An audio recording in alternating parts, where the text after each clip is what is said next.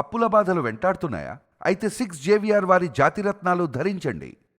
నమస్తే. నాతో పాటు స్టూడియోలో సీనియర్ జర్నలిస్ట్ కిరణ్ గారు ఉన్నారు. వారితో మాట్లాడదాం. కిరణ్ గారు నమస్కారం సార్. నమస్తే బలి.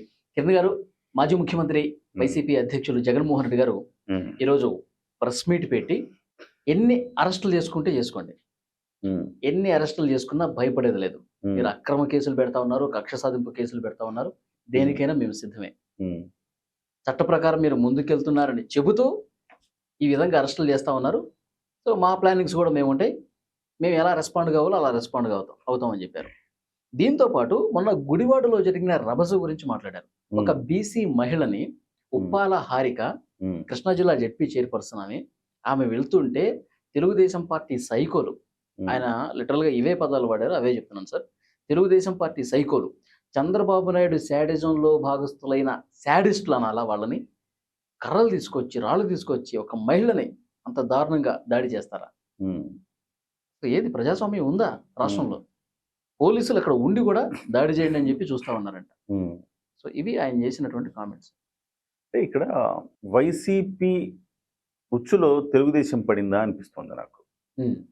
ఎందుకంటే వైసీపీ ఏం చేసింది, యాక్చువల్ కొడాలి నాని రావాలి, కొడాలి నాని రావాల్సిన సమావేశానికి కొడాలి నాని వస్తున్నాడు, ఆగ్రహావేశాల కట్టలు తెంచుకున్నాడు. కొడాలి నాని చేసిన పనులకి, కొడాలి నాని మాట్లాడిన మాటలకి తెలుగుదేశం శ్రేణులు రగిలిపోతున్నాయి. కొడాలి నాని రావాల్సిన సమావేశం భయపడి ఒక ఆడ పిల్లని లేకపోతే ఒక మహిళను అడ్డు పెట్టుకొని వాళ్ళు రాజకీయం చేశారని నాకు అనిపిస్తుంది. కొడాలి నానియే వస్తాడు కదా అని వీళ్ళంతా ఆల్రెడీ పోగయ్యారు.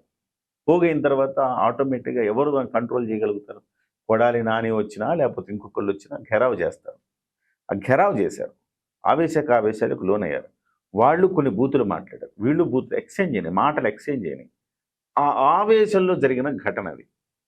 అయితే జగన్మోహన్ రెడ్డి గారు మాట్లాడడం చాలా విడ్డూరంగా ఉంది. దెయ్యాలు వేదాలు వల్లించిన కంటే ఇంకేమైనా పదం ఉంటే చెప్పాలి. సైకో పనులు చేసిన వాళ్ళే సైకోలుగా ఎదుటి వాళ్ళని సైకోలు అంటే దొంగే దొంగ అన్న చందంగా కనిపించట్లేదా మీకు? అంటే జగన్మోహన్ రెడ్డి గారు 5 ఏళ్లలో చేసిన అరాచకాల ముందు ఇది అసలు పెద్ద విషయం కాదనిపిస్తుంది. జగన్మోహన్ రెడ్డి గారు హయాంలో ఏం చేశారండి? అసలు స్థానిక సంస్థల ఎన్నికలు జరగనిచ్చారా? అడ్డంగా నామినేషన్ పత్రాలు కొట్టి లాక్కున్నారు. భయభ్రాంతులకు గురి చేశారు. కారులో ఇంత పెద్ద దుంగ పెట్టి కారులో తోస్తే కారులో వాళ్ళకి గాయాలైనాయి. వాళ్ళందరినీ ఈ మధ్య అరెస్ట్ కూడా చేశారు కదా. అవును. అంటే ఇది అసలు ఏంట్రా బాబు? ఆ పల్నాడులో ఇది మనం తెలుగు రాష్ట్రాల్లో ఉన్నామా? 2024 అంటే అప్పుడు ఇప్పుడు 2023 ఎంతో ఉండదు, 2021, 22. సో మనం ఈ 20వ దశాబ్దంలోనే ఉన్నామా మనము? ఏం జరుగుతోంది మనకి? ఇదేంటిది పరిస్థితి అని అనిపించేది. ఆటవిక సంస్కృతిని తెరదీశారు వాళ్ళు.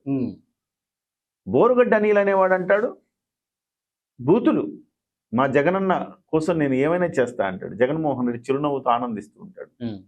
సో ఇలాంటి ఒక బోరుగడ్డ అనిల్ అనేవాడు సైకో, ఒక పోసాని కృష్ణమురళి అనేవాడు సైకో, ఒక జోగి రమేష్ అనేవాడు సైకో, ఒక పేర్ని నాని అనేవాడు సైకో, ఒక కొడాలి నాని అనేవాడు సైకో, వల్లభనేని వంశీ అనేవాడు సైకో. ఇంతమంది సైకోలు ఉన్నారు వాళ్ళ పార్టీలో.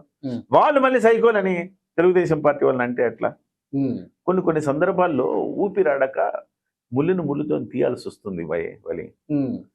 అంటే గాంధీ గారి యుగం కాదు కదా ఇది. ఒక చెంప మీద కొడితే రెండో చెంప చూపించే యుగం కాదు కదా. కరెక్ట్ కాదు నేను అంటుంది. అది కొడాలి నాని అనే వాడి అరాచకాలు, కొడాలి నాని అరాచకాలకు బలైన అనేక మంది ఆవేశంతో ఊగిపోతూ కొడాలి నానిని ధర్నా చేసి ఘెరావ్ చేయడానికి వచ్చారు. వచ్చినప్పుడు వీళ్ళకి అర్థమై ఒక మహిళను ముందు పెట్టారు. మహిళను ముందు పెట్టి బీసీ మహిళ మీద దాడి చేస్తారా, బీసీ మహిళ మీద దాడి చేస్తారంటే బీసీ మహిళను చూసి దాడి చేస్తారా ఎవరైనా? ఆవేశాలకు వీళ్ళు కొన్ని మాటలను అంతకు ముందే సార్ ఫ్లెక్సీల రగడ జరిగింది. అక్కడ ఫ్లెక్సీలు పెట్టారు. అవును, చంద్రబాబు నాయుడు గారి పాదాల దగ్గర ఆ షూస్ పాలిష్ చేస్తున్నట్టుగా కొడాలి నానిని పెట్టి ఫ్లెక్సీలు ముద్రించారు. దాని గురించే వైసీపీ కార్యకర్తలు గొడవ చేసిన సందర్భం ఉంది. ఫ్లెక్సీలు దించారు. సో వీళ్ళు కూడా వచ్చి వాళ్ళ ఫ్లెక్సీలు దించారు. ఆ గొడవ అట్లా స్టార్ట్ అయింది. మరి అది ఎప్పుడో ఒక డైలాగ్ అనేసాడు, మళ్ళీ అధికారంలోకి వస్తే చంద్రబాబు నాయుడు నేను పాలిష్ చేస్తా, షూస్ తుడుస్తా ఏదో చెప్పాడు ఆయన. దాన్ని ఇప్పుడు మళ్ళీ గుర్తు చేసి అది అసలు రచ్చ స్టార్ట్ చేసిందే తెలుగుదేశం కదా అని చెప్పి వాళ్ళు అంటారు. అంటే రచ్చ స్టార్ట్ చేసిన తెలుగుదేశమే, వాస్తవమే. మరి పాలిష్ చేస్తానన్నాడు, పాలిష్ చేయలేదు కదా. మరి పాలిష్ చేస్తానన్నాడు, చేయలేదు. ఊరికే మాటలు ఇట్లా ప్రగల్భాలు పలకడానికేనా? మీ ఓటమిని అంగీకరించలేరు ఆ మాత్రం? అంటే ఏం శాశ్వతంగా జగన్మోహన్ రెడ్డి గారు ఉంటారనే మీకు అంత ప్రగల్భాలు పలికారు ఆ రోజు? తప్పు కదా అది. సో అట్లా దానికోసం ఆటోమేటిక్గా తెలుగుదేశం వాళ్ళు దాన్ని గుర్తు చేయడానికి వేసుంటారు ఫ్లెక్సీలు. కానీ ఏదేమైనా నేనేమంటానంటే జగన్మోహన్ రెడ్డి గారి ప్రభుత్వంలో ఉన్నప్పుడు చేసిన అరాచకాలతో పోలిస్తే ఇది అరాచకం కాదు.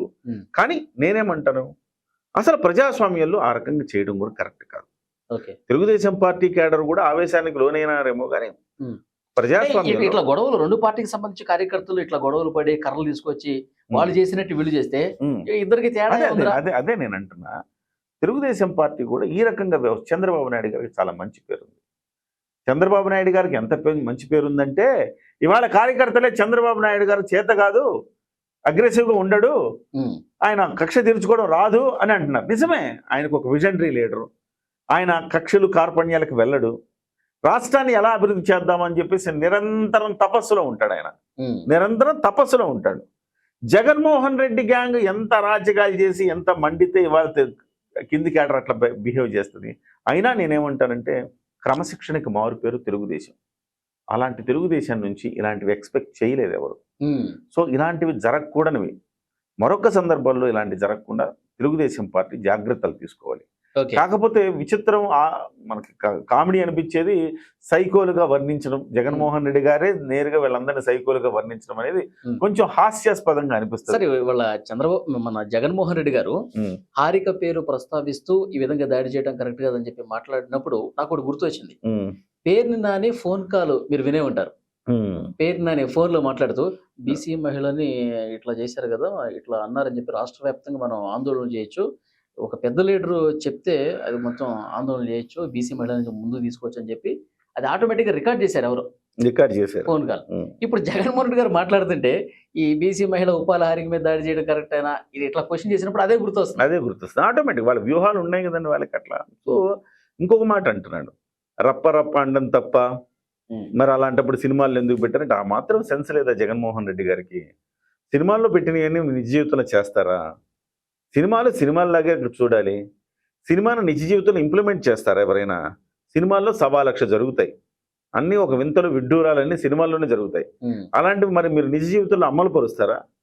మీ జీవితం సినిమా కాదు కదా. ఎగ్జాంపుల్ సార్, మెగాస్టార్ చిరంజీవి గారు ఒక సినిమాలో సెకండ్ కో హెడ్ తీసుకెళ్తా అంటారు. నిజ జీవితంలో వర్కౌట్ అవుతుంది. వర్కౌట్ అవుతుంది. సెకండ్ హెడ్ తీసుకెళ్తారా మీరు? తీసుకెళ్ళాలని అనుకుంటారేమో ఆయన, ఇక్కడ తీసుకెళ్లారు కదా. సినిమాకి పరిమితం చేయాలి. సినిమా అంటే ఎంత విచిత్రంగా మాట్లాడారు అంటే అట్లాంటప్పుడు మీరు సినిమాల్లో ఆ డైలాగులు పెట్టద్దండి. సినిమాల్లో డైలాగులు పెట్టినది నువ్వు మాట్లాడతావా? సినిమాలో చేసిన నువ్వు చేస్తావా? ఎర్రచందనం సినిమాల్లో ఎర్రచందనం దొంగతనం చేశాడు, ఆపాదించుకున్నాడేమో ఆయన. ఎర్రచందనం ఇది మన సినిమానే అనుకున్నాడేమో ఆయన. మనోళ్ళంతా చేసేదే కదా. రాయలసీమలో ఎర్రచందనం మన గ్యాంగే కనబడుతుంది, మరి రప్ప అంటే మనం అంటాం కదా అని చెప్పి అది మన సినిమా అని ఆయన ఇన్వాల్వ్ అయిపోయినాడు. సినిమాలో బాగా ఆపాదించుకున్నాడు సినిమాని. క్యారెక్టరైజేషన్ లోకి వెళ్ళిపోయాడు ఆయన. ఆ కథానాయకుడిని కూడా మన హీరో అనుకుంటున్నాడు. మన హీరో చేశాడు, మన సినిమా, మన పుష్ప, మన ఎర్రచందనం, మన రప్ప మన గొడవలి, మన గొడ్డలి కొడవలి అనుకున్నాడు. సో ఇట్లా జగన్మోహన్ రెడ్డి గారు ప్రెస్ మీట్లు ఎలా పెడుతున్నారేమో అర్థం కాదు, కానీ ప్రెస్ మీట్లో కూడా పాయింట్ టు ద పాయింట్ రావట్లా. సో ఆయన ఏదైతే అనుకున్నాడో అడ్డంగా ఒక క్వశ్చన్ వేస్తే తిరిగి ఆన్సర్ చెప్పలేడు. అందుకే లిమిటెడ్ జర్నలిస్టులను పిలిపించుకుంటాడు. అది ఆయన అనుకూల జర్నలిస్టులు మాత్రమే పిలిపించుకుంటాడు. సో ఆ రకంగా జగన్మోహన్ రెడ్డి గారు ఏదో 4 మాటలు స్క్రిప్ట్ ఎక్కడో రాస్తారు, ఆ రాసిన స్క్రిప్ట్ తీసుకొచ్చి చదువుతాడు. అది కూడా ముక్క చదవాలి, వెంటనే చదవలేడు. ముక్క కింద చూసి ఒక వాక్యం కూడా చూడకుండా చెప్పలేడు. అలాంటి పరిస్థితిలో ఉన్నారు జగన్మోహన్ రెడ్డి గారు. ఏదేమైనా ఇలాంటివన్నీ కూడా అనవసరంగా రాజకీయాలు చేసి ఏదో ప్రభుత్వాన్ని అస్థిరపరచాలనే కుట్ర ఈ 5 ఏళ్ల పాటు వాళ్ళకి అవకాశం లేదు. చూద్దాం సార్, నెక్స్ట్ పరిణామాలు మళ్ళీ మాట్లాడదాం. Thank you very much.